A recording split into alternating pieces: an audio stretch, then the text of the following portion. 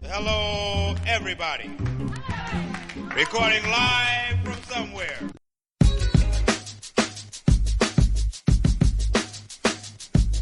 Welcome to another edition of the new At Odds MMA show. I am your host, Brad Taschuk, and I am joined for the first time by my new co-host, Gabe Killian. Gabe, how you doing? By popular demand, here I am. Glad to be here. Absolutely. It's good to have you on the show, and looking forward to getting a new perspective on our series of podcasts here on MMA Oddsbreaker. So interested to see what you've got to say about past fights, upcoming fights, betting, everything like that. So glad to have you and look forward to working together. Happy to be here, man. This should be fun. I think so.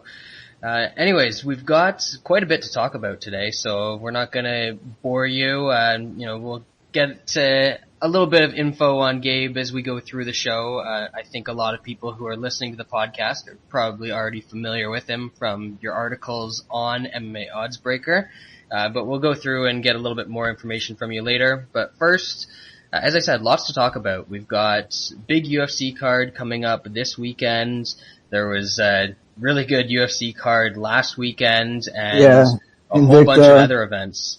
So what were your overall thoughts of Fight Night 33, the card over in Australia? Man, first and foremost, the heavyweight fight. That was not expected at all. Yeah, I don't think anybody thought that was going to go 5 rounds, and I don't think anybody thought it was going to be as competitive, as back and forth as it was. You just, you couldn't see that coming. You thought either Hunt was going to knock him out quickly or Bigfoot was going to take him down and pound him out quickly, but everyone expected a first round finish. I was watching the fight with the laptop set on my toilet while I was in the shower, expecting it to end quickly, and then it did not go out that way. I had to get out of the shower and sit down and watch the fight. It was a funny scenario. Yeah, you were probably done your shower, still had 4 more rounds to go without doing it, right? Yep. It was crazy. Yeah, man. so that seems to be happening a lot in these fights that we expect to go very quickly, especially heavyweight fights. A lot of the ones we think are going to be over really early, they end up going for a long time or even all the way to the distance. We've seen that more so in Bellator than in the UFC, but this was a pretty good example of that trend continuing itself a little bit.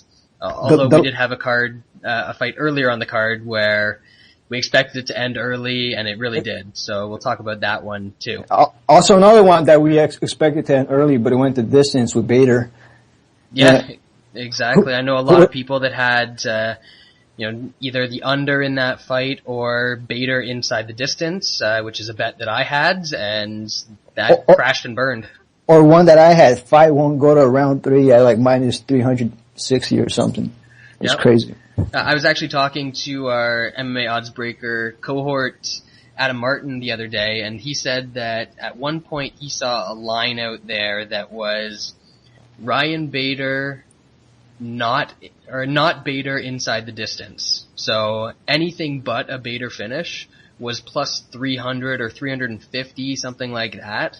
So it's crazy when a fight's that lopsided that you can get that line on a guy and then it ends up coming through.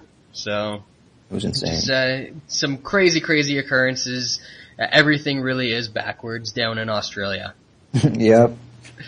So Gabe, in terms of the most impressive performance that you saw at Fight Night 33, what would you say that was? It's a tie for me, man. Mark Hunt and Bigfoot. Yeah. Hard not to go with those two guys. Go ahead and explain a little bit more. Yeah, they more than impressed, did more than anybody expected them to do, man. You can't say there's a single person on the card that did more than that was expected of them. Yeah, absolutely. Yeah, both those guys, as we just talked about, people expected it to be a quick fight, and it certainly was one of the all-time wars that we've seen in MMA. So kudos to both of those guys for putting on that performance. Big time. Who's yours? How about least impressive performance on the card? The least impressive, I'm going to have to say Nick Ring. Yeah. And why would you pick Nick Ring for that? Kyle Magalhaes is the easiest opponent he's ever faced inside the octagon, and he had by far his worst performance, which doesn't quite add up. He always gasses in the third round, but he's usually more active, you know. But this time in the third round, he was dead tired, just going for takedowns. Yeah, at least he went for that one takedown and just flopped to his back and yeah, pretty much gave up the fight at that point. Yeah, he was pretty much dominating for the first round and a half, and then he went down from there. Well, even as bad as he looked, I have to say I did score the fight for Nick Ring. I thought he won the second round. Yeah, but, me too. You know, judges, we know they favor what happens at the end of the round, so it's no shock that they scored it the way that they did. Yeah, but he only has himself to blame because it was really the third round, man. Even in the Court McGee fight, he was dead tired in that fight too. But at least he was throwing some punches. You know, he didn't give up the same way he did in this fight. Yeah, and it's not like that's really what he did. He pretty much just quit on the fight. Yeah. For me, I would say that my most impressive performance on the card was from an undercard fighter that a lot of people were expecting big things of. That was Justin Scoggins. He came into the UFC with quite a bit of hype. We had talked a little bit about some of the odds on that fight. Another book got opened and it was just crazy, and it ended up meaning that a lot of people got a much better price on Scoggins than they should have. I think he closed the fight minus 300 or somewhere in that neighborhood, and he absolutely just went out there and tooled Richie Vasilik in every facet of the game. Striking, wrestling, grappling. The stoppage was a little bit weak, but Scoggins was dominating that fight, so very impressive performance there from him. Anything to say about Scoggins? Yeah, I was really impressed with him. I can't wait to see him again. He asked for a fight in Georgia next month. I hope he gets one. Yeah, especially when you've got a fight like that where it goes really quick. He doesn't take any damage at all. It's nice to see young guys who want to get in there, get that quick turnaround, and you know, keep their career going, keep it moving upwards. Yeah, I hope they reward him with that fight in Georgia. Yeah, that'd be nice, in front of his hometown and everything like that.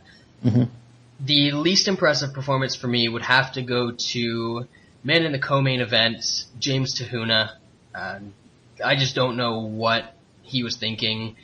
He went in there, missed a takedown, and rather than, you know, sticking to a game plan and dragging Shogun into a deeper fight, he just started throwing haymakers and decided to throw a lead uppercut with his hands down and got caught, and we all know that Shogun has huge power and just put him right out. So James Tahuna, he came in there, he sort of knew what he wanted to do. He wanted to get a takedown, but when that didn't work right away, he just really abandoned the game plan, and you know, it was a really perplexing performance why he did what he did. Yeah, man, I was not expecting Tahuna to get knocked out like that. But the most surprising thing is, as I was talking to Brian Henry earlier, and he pointed it out, it was not even a really powerful punch that Shogun did. It was like a short left hook. So you would think that Tahuna would be able to take a punch like that, you know, from yeah, especially coming from the same guy who got kicked in the head by Ryan Jimmo, square in the face, and you know, he took a couple shots after that too, and he managed to come back and win that fight. Yeah. But that just goes to show you how much power that Shogun has. Yeah, he didn't just get hurt; he went out cold. Yeah, so one shot, and you know, it looked like he almost pulled the old Mark Munoz trick where he just about kneed himself in the head on the way down. He missed, but it was pretty close to being the same thing. Yeah. So that's a quick recap of the Fight Night 33 card, because we do have a lot to talk about this week. Ryan Bader picks up the decision against Anthony Parash. As we were saying, people expected that fight to end a lot quicker, and it really could have. And whoever was judging that fight did a horrible job. If that fight wasn't at least 30-25, then I don't know what a 30-25 fight looks like. Yeah, one judge scored it 30-26, but it had to be at least 30-25. 30-24, I would say. Yeah, I was looking at some of the stats for that fight, and I think combined in the last 2 rounds, Perosh threw maybe 20 strikes total. And that includes strikes that he threw from his back. So, pretty brutal there. Definitely one-sided beatdown. Soa Palele made quick work of Pat Barry. Again, Pat Barry, not a great game plan. Definitely not, man. Yeah, I don't know why a fight where you've got a big advantage on the feet, and he was actually able to avoid Palele's early takedown, and then he throws a flying knee to put on his back and lights out from there. Yeah, that was not smart at all, man. I was disappointed with Barry. I felt like, this was a fight they were giving for him to get a win, you know? It seemed that way coming in. But. Yeah, it seemed like a lot of these fights were actually set up for, at least in my eyes, for the Australian guys or the New Zealand guys to lose. And, Pat Barry obviously didn't hold up his end of the bargain in that. Mm-hmm. Opening up the main card, Clint Hester picked up a doctor stoppage after the second round over Dylan Andrews, who separated his shoulder. So Dylan Andrews is pretty much made of paper mache. He gets injured in every fight. It's just that he wasn't fighting Papi Abedi this time, so he couldn't come back and still knock him out, because he was actually in there with a capable fighter. Yeah. Fighter. Go ahead. I was going to say the fighter who looks like should win did win. No, from a physical standpoint. Yeah, absolutely. Hester looks like a beast, man. If that guy can live up to his full potential, goddamn, you know. Yeah, and he is showing improvements. Obviously, it was a little scary for Hester backers when he got taken down pretty easily in the first round, but made some adjustments in the second round, came out, put Andrews on his back, and did some good work from top. So Hester's rounding out his game a little bit. Yeah, I can't wait to see him again. Yep. In terms of undercard results, Beth or Betch, whatever they're calling her, I'll call her Beth because it's spelled Beth. Yeah. Correa picked up a decision over Julie Kedzie. Close fight, could have gone either way. Personally, I scored it for Correa. I thought she did have the edge, landed the better strikes, even though Kedzie was a little bit more active and had Greg Jackson yelling in her corner, which was annoying the hell out of me. Yeah, I was actually in and out of this one. I didn't pay attention to the whole fight. Yeah, so I couldn't get to score it. Okay. Yeah, not a problem.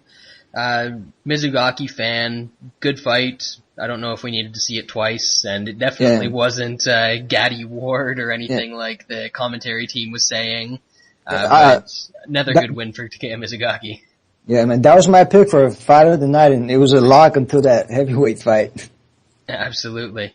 Yeah. And then going the other way, probably worst fight of the night, or pretty close. Sayo Magalesh beat Nick Ring by unanimous decision. As we said, we scored it for Ring, but it was such a poor fight and poor performance that you can't really argue with him getting the loss here. Exactly. Scoggins picks up the win over Richie Vasilik, TKO in the first. Bit of a quick stoppage, but we already talked about that fight. Yeah. Christoph Jotko beats Bruno Santos by decision. Another fight that personally I felt could have gone either way, but the judges seemed to favor Jotko pretty heavily on the on scorecards.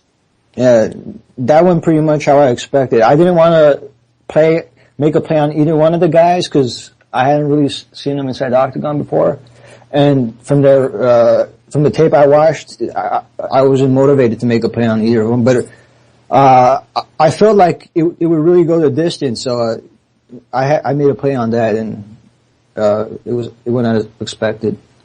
Yeah, I don't think there was ever a time where that fight was in danger of being stopped. Yeah. Not a great fight again. But fight that got stopped very, very quickly. Alex Garcia, again, another guy who had quite a bit of hype behind him, made quick work of Ben Wall, just hammered him with every single punch possible, and ended up finishing him off with an uppercut, I believe, and some ground and pound. Yeah, and 43 seconds, and Wall is generally a really tough guy and not easy to finish. I think I'm not sure, but that may be the first time he's been finished. I'm not sure though. Well, he was undefeated coming into the fight. Oh yeah. Yeah, so. Yeah. Even on the Ultimate Fighter, man, he got beat up for a couple of rounds, never finished. Yep. I was surprised by that. Yeah, so Alex Garcia, again, another guy coming out of Canada, so I've been pretty familiar with him, so I knew that the hype was fairly justified, but, we'll see how he does when he steps up in competition, as I'm sure they will give him a step up. I really wanted to see that original fight against Andreas Stahl. I was looking forward to that one. Yep. Maybe they might make that happen again, I don't know. Yeah, it might make sense if they do that, although now that Garcia's got a little bit of hype, maybe they want to match him up with another guy who has a little bit more of a name as well. Yeah, probably. Other fights or other events that took place on the weekend, ONE FC 13, their cards have sort of declined since the first little bit, but some decent fighters are over there now, and obviously Ben Askren just signed with ONE FC, so that put them in the headlines a little bit. Mm-hmm. Legacy FC 26, Leonard Garcia ended up picking up the win over Kevin Aguilar, TKO in the first round, and I actually cashed a little ticket on Leonard Garcia at plus 245, even though I didn't even pick him to win the fight. And another prospect to keep an eye on, Thomas De Almeida, is absolutely just running through people on the regional scene, both in Brazil and the US. He's now 15-0, I believe, 11 TKOs within those 15 wins and 4 submissions. So he's never gone to decision, pretty much knocked everybody out, and again, he did that against George Pacquiao. So good performance there. Did you get a chance to check out those fights, Gabe? No, I didn't, but Thomas De Almeida, man, I really love that guy. I can't wait to see him in the UFC. I think he'll be coming soon. Yeah, he definitely should be. He fights at 135, comes out of Shootbox, and he goes back to the old days of Shootbox, guys who just come forward and are willing to eat strikes and just keep going, and they want to inflict more damage on their opponent than they have. Yeah, man, I can't wait to watch that fight today. But the Garcia fight too, man, that was a crazy upset. I can't wait to see that one too. But do you think he'll get back into UFC too after that one, or he might need one more? I think he'll get in after this one, actually. I think he's going to come in and replace somebody on short notice. And, the UFC really does like him because of his fighting style. So when they've got an opening, I think Leonard Garcia is going to be right back in the octagon. Yeah, like when Manny Gambarian's opponent gets injured or something. Or when Manny Gambarian gets injured. Yeah, that too. On Saturday, another 3 cards happened. Cage Warrior 62, which didn't have much in terms of name value after the Flyweight title fight dropped off, but if you go back and watch this cards, a lot of good submissions, some good back and forth wars, just a fun card overall, even though there wasn't, great fighters on it. Yeah. World Series of Fighting 7. I know you were very impressed by Georgi Karahanyan in the main event, so why don't you recap that one a little bit for folks? Yeah, the first round was really good. Georgie took that one, but it was almost stopped in the first round when he got an eye poke from Palmer. Started bleeding from the eye a little bit, and after the fight, he admitted he was almost going to quit, but he powered through, won the round. The second round, Palmer took him down, was on top for a lot of the round. But, Georgie was active from the bottom, but ultimately, judges probably gave Palmer that round too. And third round, he had Georgie's back, was dominating the round, was like 40 seconds left. Georgie got out, transitioned, got a hold of his neck. Palmer tried to move. Georgie moved with him, caught him in the sickest guillotine I've ever seen, and then got the quick tap. It was incredible. Yep. I think tap was 10, 15 seconds left in the round. It was pretty close to the end of the round too. Yeah, something like that. Yeah, so impressive. Karahanyan is World Series of Fighting's first ever featherweight champion. Jesse Taylor beat Elvis Mutapcic in the second middleweight tournament semifinal, unanimous decision, so he'll be taking on Dave Branch I've got to favor Jesse Taylor in that fight against Branch as well. So Yep. hopefully we get another good line on Jesse Taylor, because I don't know, people keep, I guess they haven't seen him since he's been on The Ultimate Fighter and embarrassed himself, but this guy's turned into a pretty good fighter, and he's made me some money over the years fighting on regional shows and getting undervalued. Yeah, I think the line is because he has a bit of a weak chin, he's kind of chinny, and B, when he's in trouble, he often quits.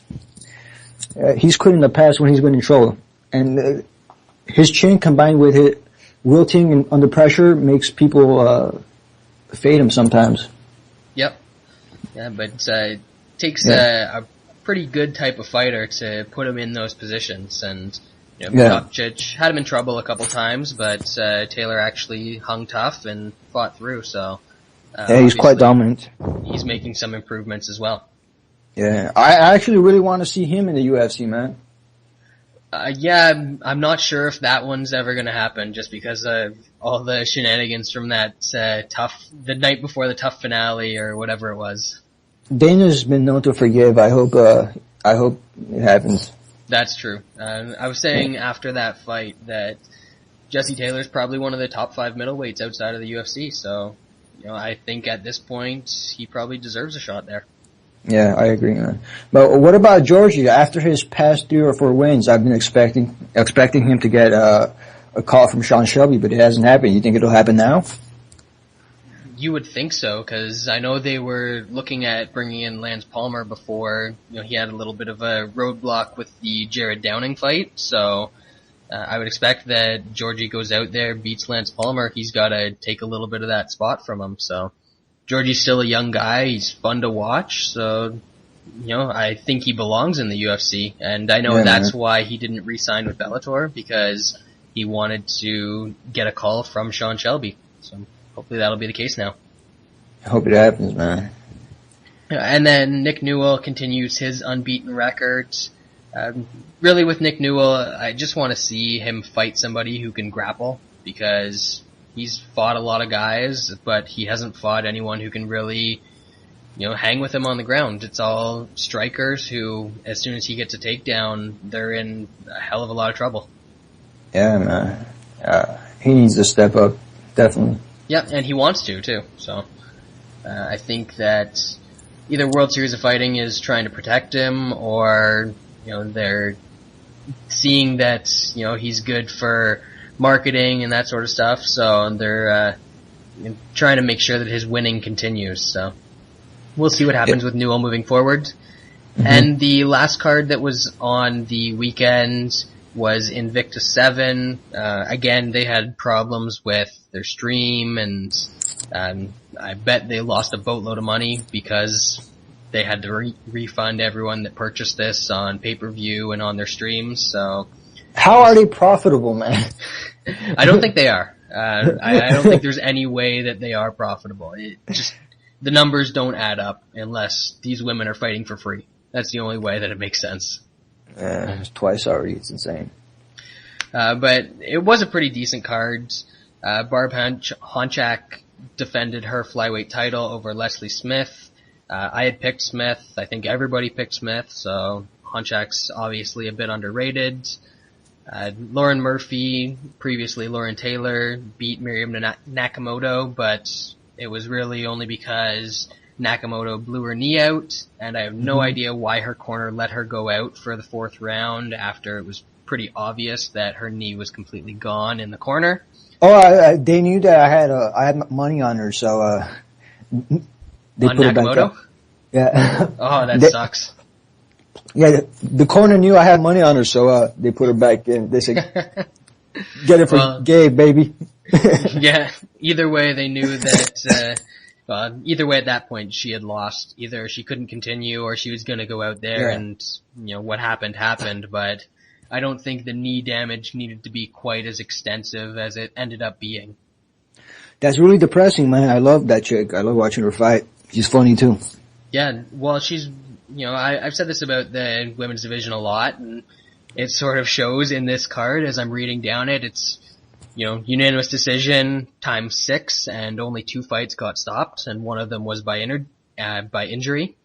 So I've always said that, the female fighters have a little bit less stopping power in their punches. When they do finish fights, it's normally by submission. But Nakamoto was one of the women who could really get out there and put a hurting on people and actually get stoppages by strikes. And a lot of the knockout finishes are kind of like how Julia Pena beat Jennifer Okozie, ground and pound stoppages where the opponent can't move from the bottom. Yeah. They're hardly ever any flush one punch knockouts. So hopefully Miriam Nakamoto gets healthy, comes back, and we can see her get back to knocking people out. Although I'm not quite sure at her age and with the type of injury. I think it was ACL and PCL that she tore. If she's going to be able to recover from that. Yeah, man. Further down on the cards, a bet that pretty much everybody had, but somehow the line was still good enough that you wanted to bet it, was Tisha Torres taking a unanimous decision over Felice Herrig. I just don't understand how Herrig gets as much support as she does from the betting community, especially when... What do you mean you don't get it? Haven't you seen that ass, man? That ass doesn't win fights, though. Yeah. So what were you saying? Yeah, it was just a great bet. I think you were on Torres, right? Yeah, definitely. Big. Yeah, you were on Torres. I was. I know that they gave it out from the Premium Oddscast as a free play. I know Adam was on Tisha Torres. Basically, everybody that I talked to was betting Tisha Torres, but yet she was still only a slight favorite over Herrig. So, Herrig backers, keep it coming. I like it. I like getting good lines. Yeah. And then a couple other, decent prospects. Joanne Calderwood's striking has looked really good. She picked up another win. And someone that I didn't really know a whole lot about, kicked off the card with the only legitimate stoppage. Nina Ansaroff had a nice TKO over Muna Holland, and it was an actual TKO too. Yeah, I missed that one. So that does it for the events from last weekend. What we're going to do now is get into the happenings from this weekend, because we do have the big UFC on Fox 9 cards coming up. And there are a couple other cards that we'll go over quickly after that one as well. So what we're going to do, as always, bottom to top, all of the lines are out at this point, so we're going to give the lines, our thoughts, if we've got any bets, all that sort of stuff. So, Gabe, what we'll do is we'll start off with the opening bout of the evening, the only Facebook bout. That's Alp Ozkilic taking on Darren Uyenoyama. Ozkilic is 8-1. He's made some waves on the regional scene. He's looked good in Legacy, and Uyenoyama has actually surprised people a bit in the UFC so far, picking up a couple of wins. Ozkilic is 8-1. Uyenoyama is 8-4. And if we take a look at the lines right now, they're pretty heavily in Ozkilic's favor. He's a minus 265 favorite. Uyenoyama, the comeback is plus 185. What's your take on this fight? Two really good grapplers. Ozkilic has powerful hands, but he's a really good wrestler. Darren Uyenoyama, his grappling is really good too. Really good jiu-jitsu. I think Ozkilic could knock Darren out, but more than likely I think it's going to be a grapple fest that's probably going to go the distance. Yeah, I can see that happening. I know early in his career especially that Ozkilic liked to use his wrestling, but it seems lately he's really started to develop his hands and he feels a lot more confident on the feet. So I think he might actually try and keep this one standing and outbox Darren. And I think if he does that, then he can probably pick up the maybe a TKO or definitely a clear decision. But I like Ozkilic in this fight. I'm leaning towards Darren by decision, Okay. especially because of the value. I would expect the odds to be much closer than they are. I'd say the value is with Darren on this one. I might consider making the play on Darren by decision. Yeah, and it's actually moved a little bit in Oskilich's favor. So he opened at minus 210. He's up at minus 265 now. So he has got the early money, and sometimes that early money can be a little bit wrong. Yeah. I'm going to have to see the odds on that decision prop, and maybe I'll pull the trigger on that one. Absolutely.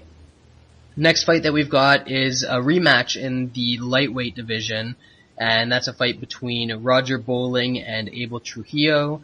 Their last fight ended by no contest because there was a knee that we weren't quite sure if it was legal, illegal, what was going on there. But Abel Trujillo looked like he might have stopped Roger Bowling, but it ended up being ruled a no contest. This time around, obviously the records are the same as last time. Trujillo's 10-5, Bowling's 11-4. And the odds, they opened up a straight pick'em, and if we're looking at them right now, Trujillo is a minus 155 favorite. Bowling is plus 115. To be quite honest, this doesn't make a whole lot of sense to me, because I thought that even though Trujillo's a little bit more dangerous overall, I thought that Bowling was having more success in their first fight.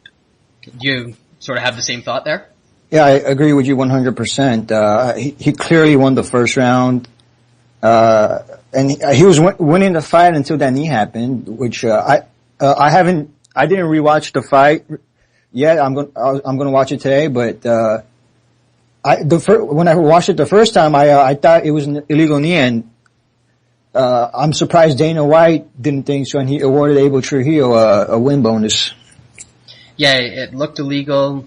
Apparently there was some Phantom Cam footage that came out a little bit later on that showed it being a legal knee, but I don't know, it looked pretty borderline, if not completely illegal to me. So that's something that's definitely interesting, the way that turn of events happened. And, you know, personally I like that people are favoring Trujillo in this rematch, because I do give a slight edge to Bowling, and with him at plus money, at plus 115 right now, I'm actually thinking about making just a straight play on him.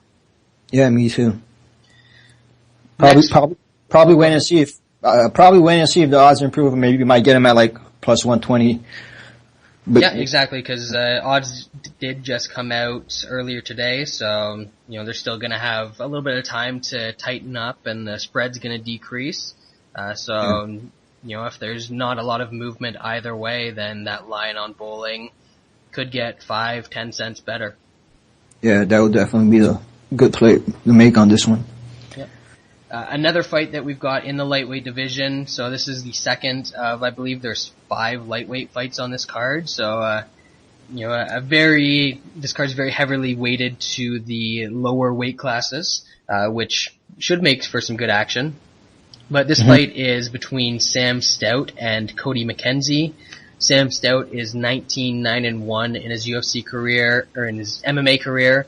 Cody McKenzie is 14-3. And at this point, Stout is a fairly healthy favorite. He is minus 265. McKenzie is plus 185. Do you think that McKenzie, coming up from featherweight, can get it done here, or is he just bound to, you know, get stuck on his feet and get boxed up by the better striker? Well, if Sam Stout makes the same mistake he made in his last fight when he got guillotined, Cody McKenzie could definitely win. But if Sam Stout keeps it on the feet, keeps it technical, he can get an easy 30-27. Yeah, and I've actually listened to a couple interviews from Sam Stout, and he thinks that McKenzie's got a soft body, and he thinks he might actually be able to finish McKenzie to the body. And based on some of the left hooks and some of the left kicks that we've seen from Stout, I wouldn't be shocked if that was the outcome in this fight either. But, you know, in the Kraus fight, Kraus was a lot more dangerous on the feet, so that's what had Stout taking it to the ground. Cody McKenzie really doesn't present any danger to him on the feet, so I think he's just going to keep this one up and, you know, get things done on the feet, maybe get a stoppage, but more likely going to decision, as Sam Stout usually does.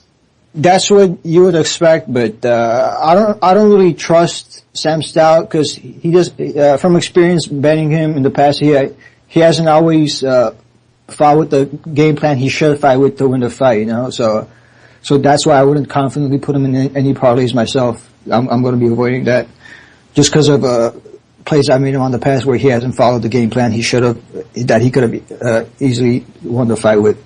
Yeah, I can definitely see that. Like his last fight, I had a play on him by decision in that fight, and he lost it with 15 seconds left by guillotine, and it wasn't even a guillotine out of a scramble. It was just, he was sitting across his guard, and it snuck up on him.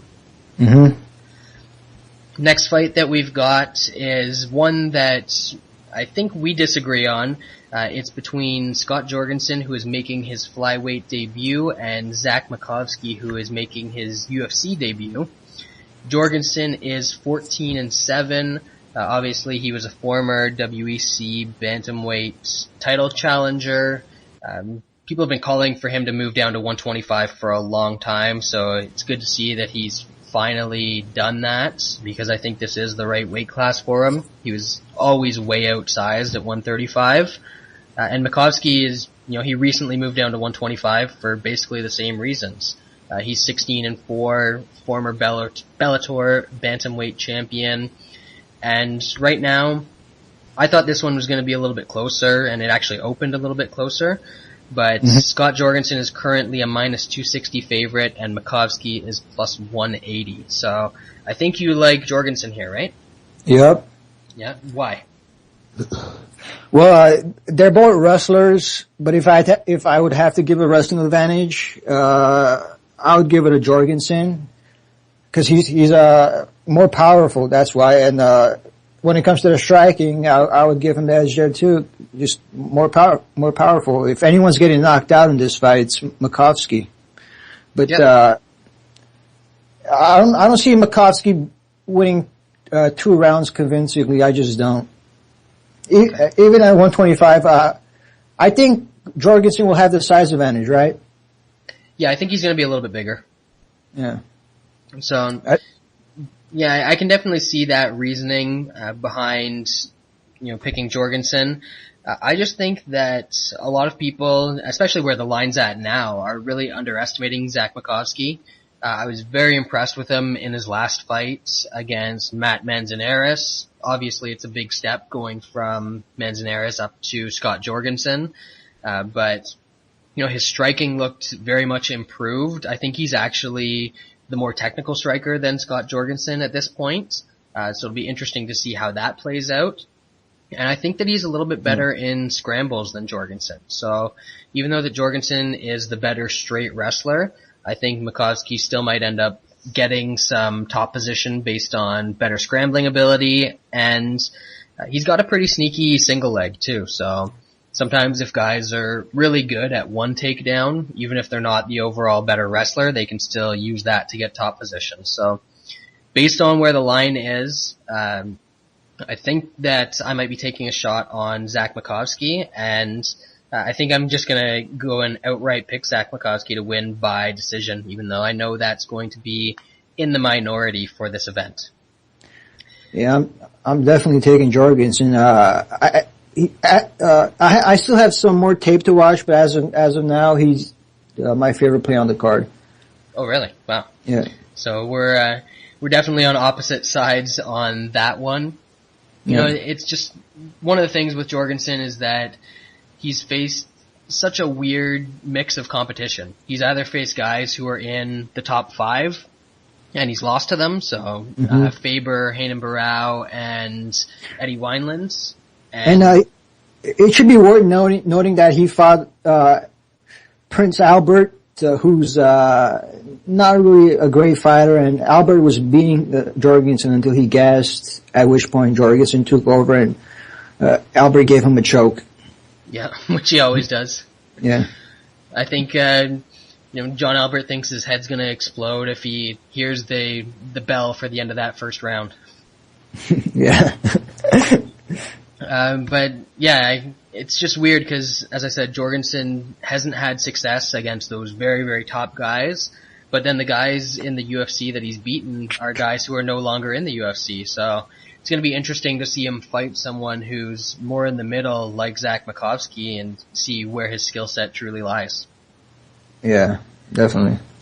Next fight that we've got is another one in the lightweight division. Interesting fight between Pat Healy and Bobby Green. Pat Healy, obviously one of the grindiest grinders in MMA.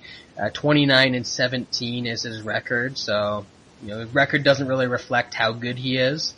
And Bobby Green is 21-5 at this point. Looking at the lines, this one has gotten a whole lot closer since the original opener. Pat Healy opened at -230. He's now sitting at -170. And Bobby Green is at +130. Who do you like here? No one really. Yeah, I can't really make a play on either guy, but what I do love is the over 2.5 prop. Yeah, I definitely see that coming because Pat Healy doesn't really finish too many people, or if he does, it's very late that he finishes them, and at the same time, he doesn't really get finished himself because he's so tough. Yeah, but both guys real tough, hard to finish. I see this one being a war that goes the distance. Yep. I think that, based on where the line has moved again, some of these openers I wouldn't have touched, but, the fact that Pat Healy is now -170, that's starting to get pretty tempting to me. If it gets a little bit lower, maybe -150, I might throw a straight play on Pat Healy, because I do think that he's just gonna wear Bobby Green down. There's gonna be some dangerous times in the first round, because obviously Green's the better striker, he's faster on the feet, got a little bit more power, but once it gets into round 2 and 3 and Pat Healy just starts making Bobby Green carry his weight, he's going to tire out and Healy's going to take over. That's at least how I see it going down. Next fight that we've got.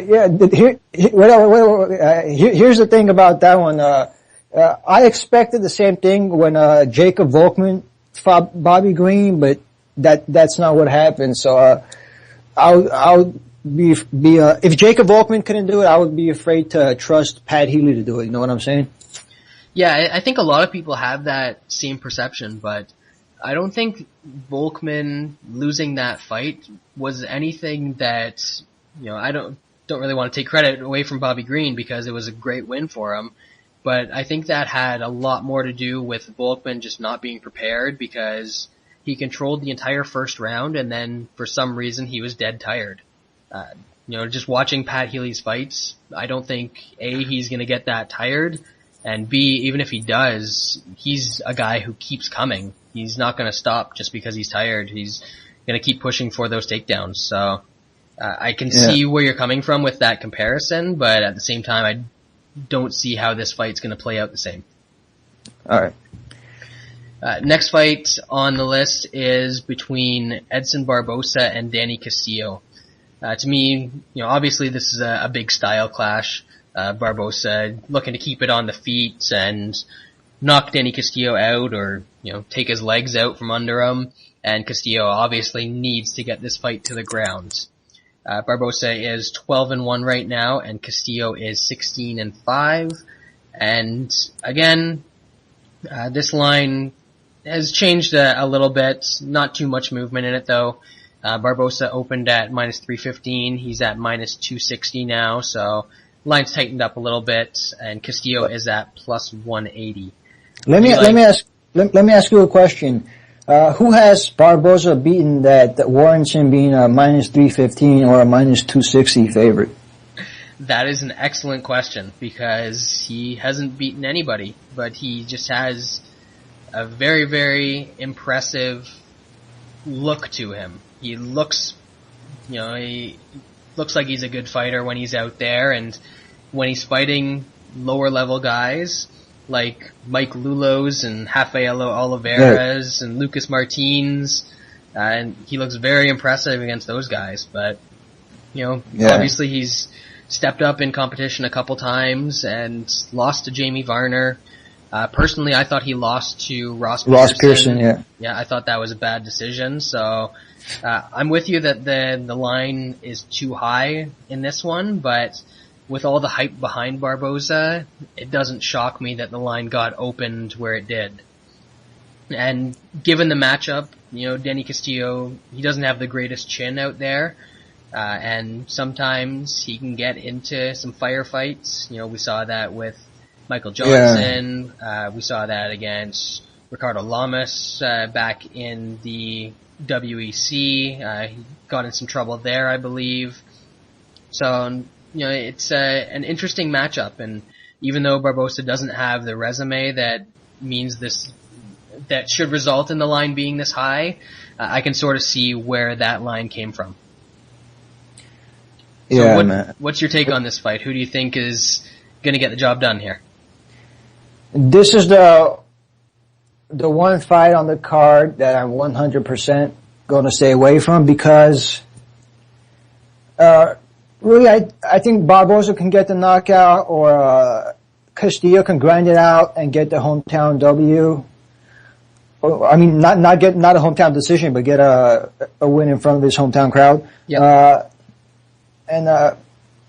If Barboza was like minus 140 and minus 160, I'd make a play on him. But at these odds, it's Castillo or pass, and definitely right now I'm thinking it's pass and just enjoy the fight because I'm really looking forward to watching this fight. And I don't know if I want to bet against Barboza.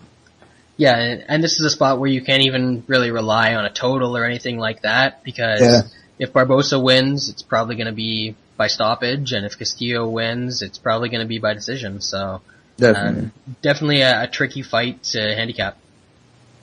100% agree. Next fight, and this is the main event, quote unquote, of the prelims.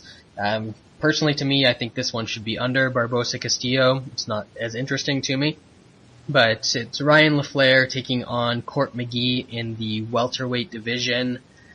Again, another fight that's pretty competitive, pretty decent matchmaking here. Another striker versus grappler type of fight, which we've seen quite a bit of on this card. LaFleur is undefeated. He's 9-0 in his MMA career. Court McGee is 16-3, and he's looked pretty good since he moved down to welterweight.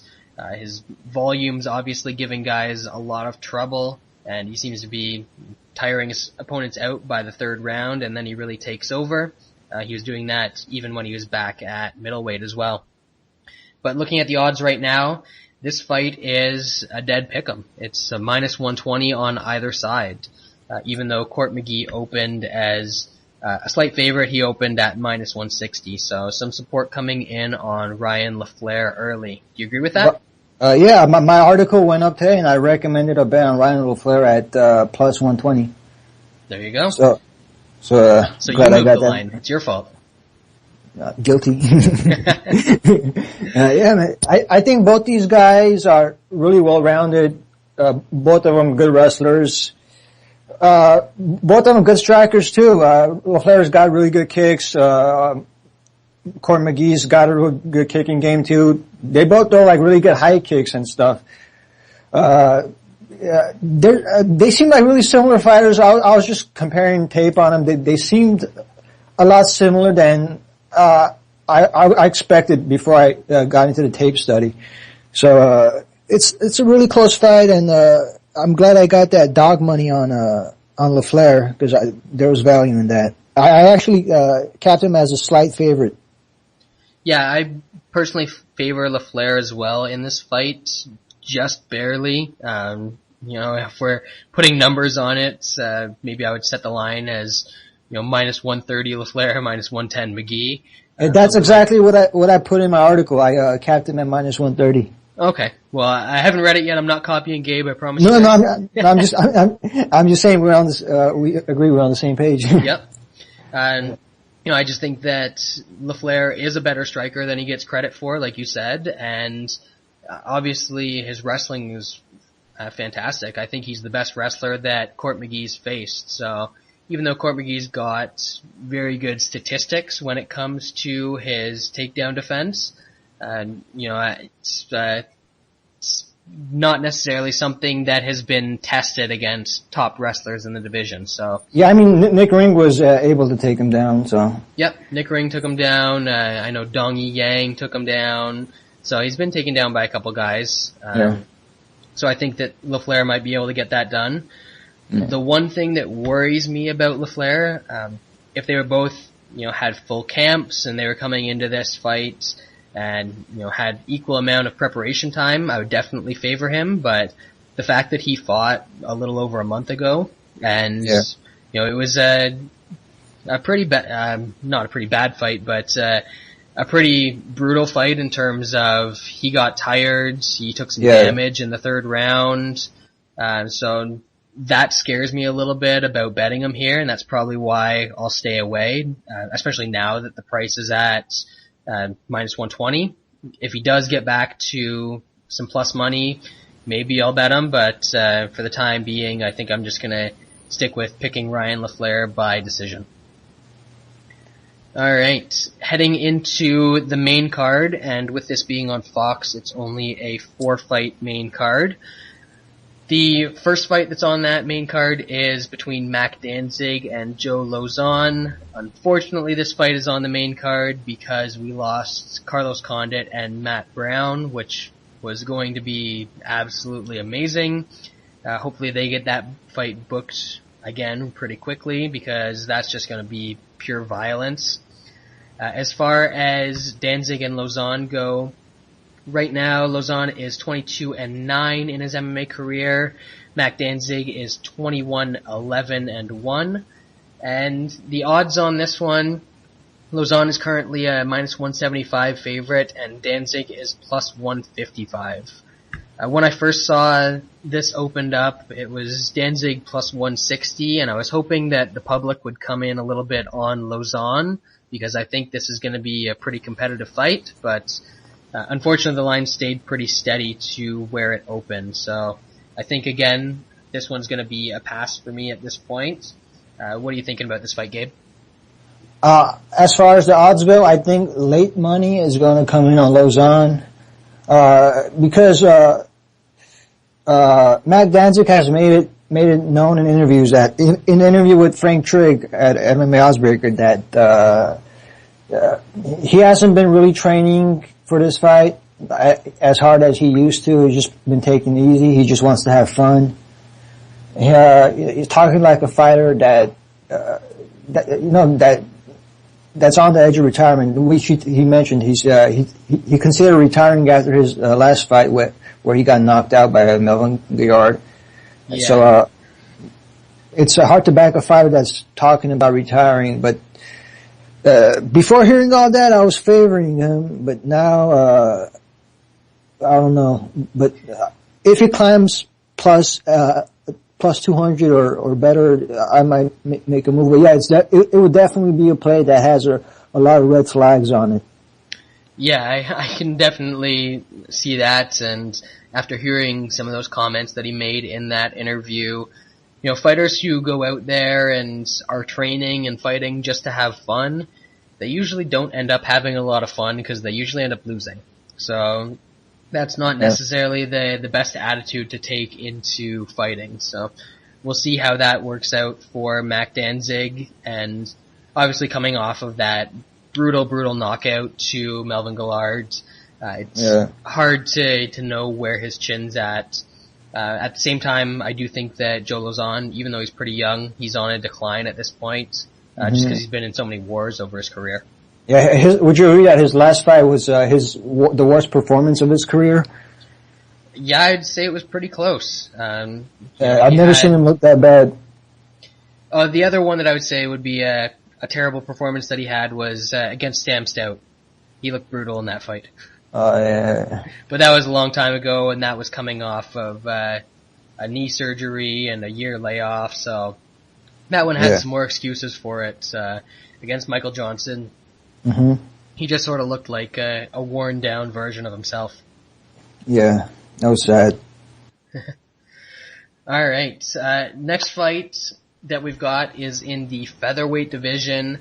It is currently the longest odds on the cards, Chad Mendes is a massive minus 610 favorite over Nick Lentz, who is plus 455. Mendes is 15-1. Obviously, that only loss coming to Jose Aldo. Lentz 24-5-2. And do you see these odds being off at all, or do you think it's fair to have Mendes as that much of a favorite? I think it's fair. Yeah. You know, you look at this fight and just sort of ask yourself, what advantages does Nick Lentz have? Yeah, I don't see any. Exactly. You know, Mendes is the better wrestler. Who's the ref? Who's the ref? It might be a brother-in-law or something. That might be an advantage. Yeah, I don't think we've got that information yet, but that's probably the only hope for Nick Lentz. You better hope that all of the judges are Facebook friends of his or something. Yeah, a good play on that one. Most people are going Mendes by TKO, but personally, I might have a small play on that, but I'll especially be on the minus 3.5. I think the most value will be on that because Lentz is tough. I think Mendes will finish him, but I won't be surprised if he doesn't. So I think the minus 3.5 would be the play to make. Yeah, I definitely especially with parlays. Yeah. So yeah, it's a shame with fights like these that it's only a 3-round fight because that gives us the minus 3.5 or the plus 3.5 depending on which side you're on is really the only points prop bet. Whereas when you get into the 5-round fights, they've got a little bit more variety sometimes. Yeah. But yeah, I definitely see Mendes being the better striker here. He's the better wrestler. He's never been taken down in his MMA career, or his UFC career, I should say. Lentz might be able to get him down once or twice, but he's not going to be able to hold him there. And Mendes is just going to get back to his feet and continue to, show that his striking really has come around. So, gotta like Chad Mendes here, as you said, either by TKO or by a lopsided decision. Yep. The co-main event on this card, so we're definitely in the alpha male part of the card now, is Uriah Faber taking on Michael McDonald in the bantamweight division. This is a fight that could have some title implications. I know that obviously both of these guys have fought Renan Barão. Uriah Faber's fought Dominic Cruz twice as well, so depending on who emerges as the champion out of that, if either one of these guys puts on an impressive performance, you can see them maybe getting the next title shot, even though they're not too far removed from title fights themselves. But Definitely. Looking at this fight in a little bit more detail, Michael McDonald is 16-2 in his MMA career. One of the two being to Renan Barão just a couple fights ago, and the other one being to Cole Escobedo very early on in his career. I think he was 18 or 19 when that happened. Uriah Faber is 29-6 in his MMA career. His most recent loss being to Renan Barão as well. And he's pretty much only lost to top fighters, and then even when he lost to Tyson Griffin back in the day, Tyson Griffin was a really good prospect as well, so no shame in that loss, given that he was definitely outsized in that fight as well. So right now, the odds on this fight, again, another fight that started pretty close and it hasn't moved a whole lot since then. Faber is a minus 150 favorite, and McDonald is plus 130. So for me, I look at the wrestling advantage that Uriah Faber has. I look at the fact that he has always shown a fantastic chin in his MMA career. And at minus 150, my original thought was, I can't really lay juice in this fight, but the more I think about it, the more I think that Uriah Faber could be worth a play here. I think that he's going to get the job done with his wrestling and scrambling, and I think he's going to be competitive enough on the feet to keep away from that knockout power of McDonald. What do you think? Yeah, the only way McDonald wins is if he catches him with something, even if it's a submission. But I don't think he's going to knock him out or catch him with a submission. Faber should be able to get the better of him in every way, on the ground, on the feet. It should be an easy 30-27 for him, I'd say. But I don't know why. I'm just a little afraid that he might. There's no reason why I'm thinking this, but I feel like he might be hurt, or if he is hurt, he's still gonna go and fight, and there's no way he would back out of this fight in Sacramento, even he has a bum knee or whatever. I can't be confident that he's 100% healthy, but I definitely like him for a play. Yep. Yeah, and that's true. That there's definitely no way that he was gonna come out of this card, and obviously we've seen Faber fight through some pretty big adversity in his career. Broken hands against Mike Brown. Yeah, he fought Barao injured too. Yep, broken ribs in that fight. I know that obviously he wasn't injured going into the Jose Aldo fight, but by about the end of the first round, he was injured in that fight and fought through to 25 minutes. So Uriah Faber's tough. He's not going to complain about some bumps and scratches, and he's going to get out there and try and do what he can do. And exactly. So far in his career, he's only lost to the absolute top guys in the division. So this is going to show us if Michael McDonald is, just a guy who still needs to make a couple steps to get to being a champion, or if he's ready to get back in there with Renan Barão or Dominic Cruz or whoever ends up being the champion come February. Yeah. If he makes it a close fight, I'd say he definitely belongs in the top 5 or 7, but if Faber convincingly wins at 30-27, like very convincingly, then I would say not. Yeah, and obviously there's no shame in losing to Faber. You look at the list of guys that he's fought and he's beaten, and they haven't really given him too many easy fights when you look back all through his career. The easiest fight that I can see looking back is the second one with Jens Pulver, because at that point we knew that Pulver was on the downside, but other than that, he's been fighting basically top 10 competition for the last 5 or so years, probably longer than that. A good fight if McDonald loses would actually be against Yuri Alcantara. I just thought of that. That'd actually be a really good fight if he's not successful against Faber. Both guys that lost to Uriah recently. Yeah. Do you agree that whoever wins this fight gets a title shot? I don't know if I kind of don't think they would give it to McDonald, but I think they would give it to Uriah. Okay. Yeah, and if Dominic Cruz manages to win, they'll definitely do Cruz Faber 3. And I don't know if they'll do Faber Barão quite so quickly, but again, that fight was a couple years ago now. Yeah, and Faber doesn't skip a beat in mentioning he was injured in every interview, so. Yeah.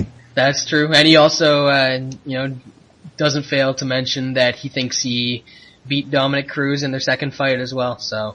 I didn't think so. No, neither did I.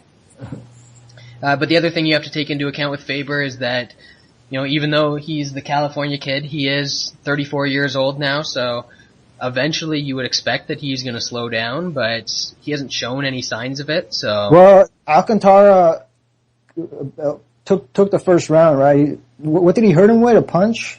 Yeah, he hurt him with a punch and got him mounted pretty quickly. But, even despite that, Faber fought through and really controlled the entire fight aside from that first little segment.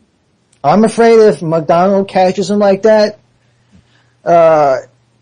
he'll be able to finish him because Alcantara was going more for a submission, but McDonald swarms with strikes. One of the best swarmers in the division. I think he'll be able to get a stoppage. Yeah, and I would say that McDonald also has much better power than Alcantara. Yeah, definitely. All right, moving on to the main event of the evening. It is the flyweight title fight between Joseph Benavidez trying to get some revenge and get the title from champion Demetrious Johnson. So these guys fought back at UFC 152 to crown the inaugural flyweight champion, and they've both done nothing but win since then, so this fight was pretty inevitable. I think a lot of people have been in agreement for, probably the last 2 years that both of these guys are the top 2 flyweights in the world. So it's nice to get to see them back in the cage together because their last fight was very, very close. Demetrious Johnson ended up winning that one by split decision. He is currently 18-2-1. Benavidez is 19-3, so even their records are almost the same. And if we look at the odds are very close once again. So a lot of competitive matchups on this card, which is always nice to see. Demetrious Johnson is a -135 favorite to retain his belt. Benavidez, the +115 underdog. What are your feelings on this fight, Gabe? I really like Benavidez. I already recommended a 3-unit play on him, but I'm waiting for the weigh-ins and open workouts to see if I want to put more down, which I'm almost definitely going to put more down on Benavidez. In the first fight, he wasn't really prepared. He didn't train for 3 weeks leading up to the fight because he took a head kick in practice, and he stayed away from training for 3 weeks leading up to the fight. So that showed in his performance. And now he's 100% prepared, and I think he's just going to take it. Yeah, and even in that first fight, it was a very competitive fight. I agreed with Johnson getting the decision, but there were moments there, in some of the scrambles, Benavidez almost caught him with a guillotine, and we've seen the striking improvement from Benavidez over the past year and a half or so, ever since he's really started working with Bang Ludwig. I know that everyone gives credit to Bang, but, when you see the results and not just, the TKOs on Benavidez's record, but when you actually watch tape on him now as opposed to tape from 2 or 3 years ago, the way that he puts combinations together, the way that he moves and sets up his strikes, he's definitely made some leaps and bounds, or improved by leaps and bounds in the striking department. So, yeah, he's definitely developed a lot of confidence in his hands. Definitely. Yep. And, the one knock on Demetrious Johnson is that even though he's very fast, keeps up a high pace, he's not great defensively. We saw, obviously he got clipped against John Dodson a couple times. We saw in other fights of his that he's had fighters land clean shots on him, and I think if Benavidez is able to land some of those clean shots, that he can make a little bit of a better use of them than Dodson did, because a lot of the time in that fight it looked like Dodson was worried about gassing out. Benavidez, he's always had a good gas tank. If he gets Johnson hurt, he's going to stay on top of him, I think. I agree. But at the same time, if he doesn't land those big punches, it could be pretty much a repeat of the first fight where Johnson just mixes up his strikes and his takedowns excellently and ends up pulling off another decision. But I definitely don't see Johnson finishing this fight. If it does get stopped, it's going to be Benavidez either knocking him out or rocking him and slapping on a guillotine or something like that. So it's actually interesting looking at the lines right now. Johnson straight up is -135, I said, and Johnson by decision is -130. So odds makers tend to agree that if Johnson's winning this fight, he's definitely winning it by decision, because that's hardly any extra value to put on Demetrious Johnson. And on the other side, Benavidez is about equal. He's +220 to win inside the distance and +275 by decision. So they think that he's got a good chance to win either way. So I agree. Benavidez a little bit more diverse in terms of his options to finish the fight, whereas Johnson if it goes to decision, I would probably favor him. So, going to be interesting to see how this one plays out. And, who do you think is next for these guys in the flyweight division? Does anyone jump out to you as the next potential contender? Can't say anyone does. Who would be the top three options? John Dodson again? I don't know. See, there's really no one that stands out. It would have to be, maybe, what's his name? Ali Bagatinov, maybe that guy. He's had a couple good wins since coming into the UFC. If John Lineker could ever make weight, maybe him, but who knows if good. Maybe if Sample gets makes weight and gets 2 wins, he might get a shot. As much as I love the flyweight division, as they've added quite a bit of depth by going through and signing some of these young prospects, there really isn't anybody who's ready to make that jump up, and to join Johnson, Benavidez, maybe Dodson if you want to throw him in there as well as one of the top guys in the division. So it's going to be interesting to see who the next fighter is that can break through and join those guys up at the top. So like you said, maybe Ali or maybe Lineker if he can sort out his weight issues. So we'll see how all that goes over the coming months. Yeah, I think if Benavidez wins, we're going to get Mighty Mouse Benavidez 3 pretty soon. Maybe not right away, but Mighty Mouse will probably get 1 win and get another shot.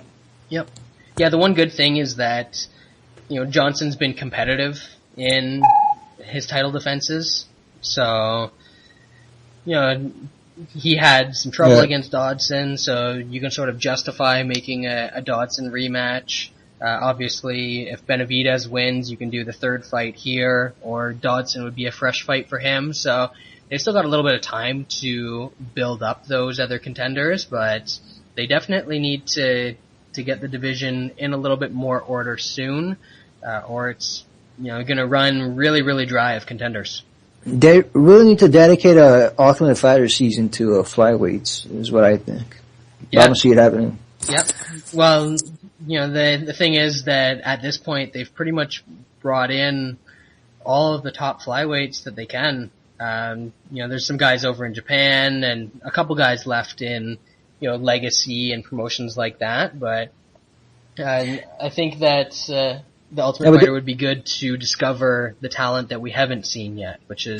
There's probably a lot of, really good guys with a 3-0 record from Michigan or something like that, Yeah, exactly.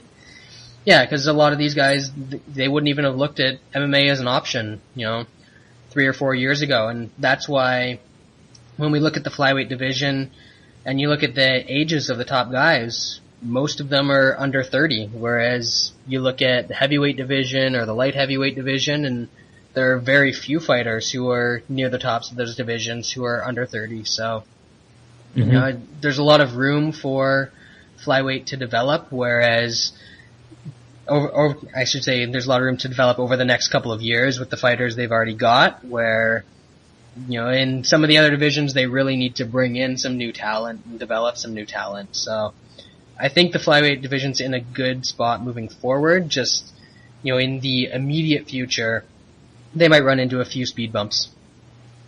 Yeah. Alright. Anything else you wanted to add about the UFC on Fox 9 card before we take a look at some of the other MMA this week? Nope. I think we covered just about everything we could. Yep. Alright, so before UFC happens on Saturday, there are 2 cards on Friday. We're just going to quickly talk about the main events of each of those cards. First is Cage Warriors 61, even though Cage Warriors 62 happened last week. For some reason, their numbers are all messed up. But that's okay, because generally I like the organization, so I'll let it slide. The main event for this card is between Bruno Carvalho and Matt Inman in the welterweight division. I know you've done a little bit of tape study on this one. Do you have any particular lean on this fight, Gabe? Yeah, I think Carvalho's going to grind it out. Yeah, I favor Carvalho a bit as well. We were talking a little bit before the show, and basically the way I summed up Matt Inman was, if anybody can wrestle, they're going to beat him. And Bruno Carvalho isn't the greatest wrestler in the world, but he's got some good takedowns, got some good top control and some decent submissions. So I think that he's going to be able to get the job done here. At least 2 out of 3 rounds, I think. Yeah. Yep. Yeah, he's been competitive with some fighters who are quite good, and Matt Inman struggled with guys who are sort of middle of the road when you're looking at even the Cage Warriors divisions. So interesting matchup though. Carvalho's coming off that knockout while Matt Lyman's coming. Inman's, how do you pronounce his name? Inman. Inman, yeah. Yeah, Inman's coming off a 3-5 win streak, right?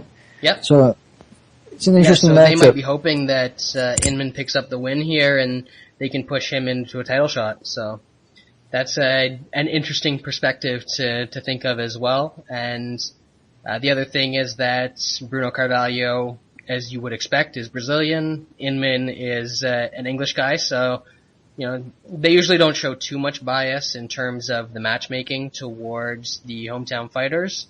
But they could be hoping for a hometown guy to have some success here and, get his way into a title shot. So that's something to keep an eye on as well. Mm-hmm. And a couple other interesting fights on this card. We're not going to break them down, but James Brum against Murat Pikov should be a good fight. Muhammad Ali, not the boxer, is taking on... Oh, man. I thought it was a comeback. Taking on James Harrell in a light heavyweight fight. And if you haven't watched Muhammad Ali fight, especially when they're in Amman, Jordan, as this card is taking place, the crowd is always right behind this guy, and it's a really cool atmosphere to watch him get in there and fight in front of a really biased home crowd. So, is he any good? He's pretty much just a brawler. But it makes for fun fights, at least. Yeah. The other card that we've got on Friday night is XFC 27, and that is going to be airing on Access TV. Well, just going back a second, Cage Warriors, as always, is available on MMA Junkie, or if you're like me and you live in Canada, you can watch that on Fight Network, which is nice because then you get it in HD. But for XFC 27, the big attraction on this card is the featherweight tournament final between Davison Ribeiro and Farkhad Sharipov. Any thoughts on this fight? I think it's a title fight, right? 5 rounds? I'm not, it's only listed as the featherweight tournament final, so. Oh, so it's not a 5-round fight? No, I don't think so. Yeah, I'm leaning, my play would have to depend on the line, but I see it as being a grappling match, mostly. I'd probably lean with the dog, whoever it is, but I don't know. It's a fight I'd have to watch, I was planning on watching more tape on it, but I didn't get a chance. But so far, I'm leaning Sharipov to grind it out. But I'm sort of thinking the same thing as you. I think that he's going to be the better wrestler, and even though Ribeiro's a Brazilian guy, he's more of a capoeira style Brazilian guy than a Brazilian jiu-jitsu type fighter. So, I don't think he's going to have a ton off of his back if Sharapov's able to get him down. So yeah, and his submission defense is good enough to avoid trouble. Yep. From him, yeah. Yeah, I don't think he's ever been finished by strikes or submission in his career. So it's going to be a tough task, especially if he can start to get some takedowns there. I think he's going to be at a size disadvantage, but I think he has more power and he'll get the takedowns and pull it out. I just hope. But I would only make a play on him if the lines are, close. slight favorite, or I can see him being an underdog too, actually, but. Yeah, it's hard to lay a lot of juice in these, Axis or basically any regional promotion, I made the mistake of that last weekend. I laid quite a bit of juice on Chris Fishgold, who was a prospect coming out of the UK, and I had to sweat the shit out of that bet because he gassed in the third round, and things looked a little bit dangerous there for me for a second. Wow, got lucky then. Last card that we'll quickly go over is BAMMA 14. So both UK promotions are having cards this weekend. BAMMA is headlined by Paul Daly, and he is taking on Romario da Silva. Any thoughts on this one? Yeah, I think Daly's gonna win it fairly easily. I don't know if he'll get a finish, but I think he'll get a 30-27. He might get a finish, but I'm expecting 30-27, but probably maybe a rear naked choke finish too. I don't know. I just don't see Romario beating him. The guy, he's just fighting for a paycheck, is a simple way to put it. He's not really motivated to go out there and beat Paul Daly, I don't think. Especially flying all the way across the Atlantic to do it, right? Yeah. So, and before this fight, with this fight scheduled, he took another fight against Valdir Araújo, who I think just signed with WSOF. Yep. And he lost that fight too. So I think he's about to lose this one, be on 0-2 streak. Mm-hmm. It is interesting to note though that Paul Daly is also coming off a loss. He lost to Alexander Yakovlev, who is a pretty decent Russian, but he lost by unanimous decision in that fight. So, I don't necessarily know what caused that, because I would have expected that to be a fight that he won. But that was a fight in Russia, so I guess that was sort of the opposite type of scenario where they brought Paul Daly in, he was fighting for a paycheck, and now Daly's fighting on his home soil against somebody else coming in fighting for a paycheck. So I agree with you that, Daly's got to be the side here, but in his fights, the lines usually get pretty ridiculous because he's got such a fan following that they're not anything that's worth betting. Brad, I need you to pay close attention to what I'm about to say, alright? Okay. I will never bet Paul Daly. Never. I don't care if he's fighting a featherweight, alright? I'll never bet on this guy. Cause, I lost a really big bet on him, at Strikeforce when he was fighting Kazuo Masaki and he lost a split decision. Okay. A fight he should have dominated, man. Yep. I can never trust this guy. He's on the decline. He's only been beating cans. You don't know if he's going to show up, or if he's going to come in on weight. Yeah, I would never trust this guy. Definitely does not belong in the UFC, man. Forget about it. I don't want to hear about that. And the other interesting fight on BAMMA 14 is between Mansour Barnawi, who I know you made a nice play on when he won the title. He's taking on Colin Freakshow Fletcher. So, do you like Barnawi here to retain, or do you think that Fletcher is going to be able to pick up the title? I think he's going to retain. Freakshow's pretty good. He's a good grappler, but it's going to come down to the power. I think the power advantage. Once he gets Freakshow down, even though Freakshow has a good guard and is active off his back, he's not really going to be able to do much. He's just going to get pounded. I don't think there's going to be a stoppage, but I think he's at least going to be able to win 2 out of 3 rounds. At least 3 out of 5 rounds and retain his title. I think some of the BAMMA title fights are even 3 rounds. I think I remember seeing that before, so I'm not sure if this one is 3 or 5, but either way, I do favor Barnawi. I think he's got a good submission game, but he's more dangerous on the feet. So I think the ground's pretty much going to cancel each other out. He'll probably have top position most of the time, and when they're standing, I think that he's going to get the better work done.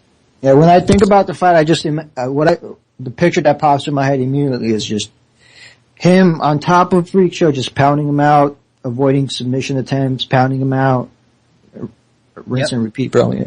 Yeah, if it went like that, I definitely would not be shocked. All right. Anything else that you wanted to talk about before we move on and say our final farewells for this inaugural show together? Let's move on. All right. So a segment that we always do before we get out of here on the show. I didn't warn you about this beforehand, so you'll have to come up with something off the top of your head. But we always go back and give the viewers a fight to go check out based on, well, it can be based on anything, but I usually try and make it something that relates to the fights that are coming up. So the fight that I really like that people should go and check out was a fun little grappling war between Zach Makovsky early on in his career. I think this might have been one of the first times that I really noticed him. He was taking on Josh Rave back at an M1 show. And as I said, a fun scramble-filled grappling fight. Makovsky ended up getting the submission in the third round. But if you can go find this one on YouTube, it'll be about 12 minutes of fighting that you will enjoy. What would you pick as a fight for the fans to go see? I'm going to say Mac Danzig versus Joe Daddy Stevenson, which resulted in one of my favorite knockouts. You guys should, that's from UFC 124, I believe. You guys should, well, if you haven't seen it, which you probably have, check it out. But I was just even if you have seen it, go watch it again, because that is beautiful. I agree, that was an awesome knockout. Yeah, I loved it. All right, and last thing before we get out of here, Gabe, what is your Twitter for people to check you out there, and what can they look forward to from you for the rest of the week in terms of articles? My Twitter's at Gabe Killian MMA, and I have 2 articles up already for the main event and the Ryan LaFleur Corey McGee fight. And I'm going to have several more out. So keep checking in, keep reading, keep follow on Twitter, and keep refreshing the site. A lot of content to come through soon. All right. I am at Brad Taschuk. The podcast is at Odds MMA, and we're going to have some lines coming out for some of those other events that we mentioned that are happening this weekend. So keep an eye out for those odds coming out. I'll give you guys all my thoughts for those fights. And Gabe might even have a pick article or two for some of those regional cards as well. Yeah, since there's no odds for a knockout of the night and submission of the night for this card, you want to go ahead and make our picks? Sure. Yeah.